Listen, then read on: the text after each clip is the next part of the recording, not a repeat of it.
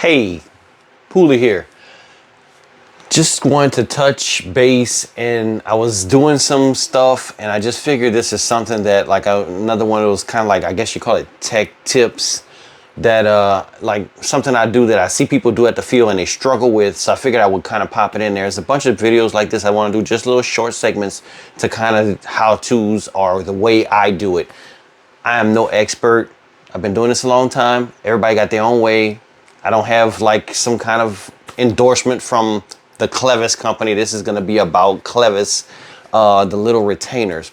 Let me show you what I'm talking about. So you got these, right? And in general, this is a P38, and I'm kind of doing like a resto. You guys will see this on the channel as one of the birds that I'm going to be, doing a review on. This is a super old FMS bird, so I can't get any parts or anything. Not that this would be a part that would need to be a big deal for.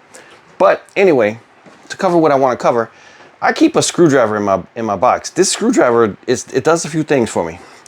This fits conveniently in the little hole that's in the F4U Corsair or many other that have that prop nut and you got to stick something small in there. This is the perfect size for that. So this screwdriver is specifically for that. But I keep this sleeve on it. This sleeve here, it was like the length of the screwdriver, but now it's getting smaller and smaller. I take it off at the field, or at home I have tubing anyway, so I just go ahead and cut me an appropriate size. I usually get about that much. You don't need a whole lot. You get too much and it gets kind of weird when you're trying to put it on. So the next thing is you need to put this on here, right? So that it can retain the keep this thing from opening in flight or something. You don't want that.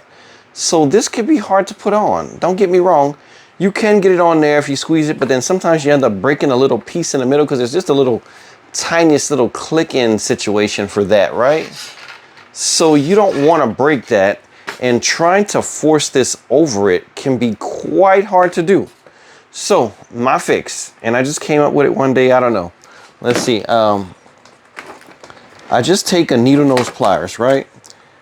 And I take the needle nose, I feed the rubber over the needle nose at a decent amount where it could kind of not slip off, right? And then I open it. You might want to open it once or twice just to get the rubber used to opening, because otherwise, and hold your finger in front of here or hold the rubber, because otherwise it might shoot off. You can shoot it off of there. So I get it open at about appropriate amount, right? So then what I do is I straddle this piece until it goes in, and then I slide it off the tips of the needle nose. and it's something that I see people fight with all the time, but I mean, was that very hard? That was super easy, right? So at that point, you could just go ahead and install your clevis where you want to install it and click it, and then you can slide it forward. Now you're protected. Easy fix, tech tip, Pooley giving it to you as I go. This is definitely something I was just in the process of doing and decided to show you. Thanks for watching.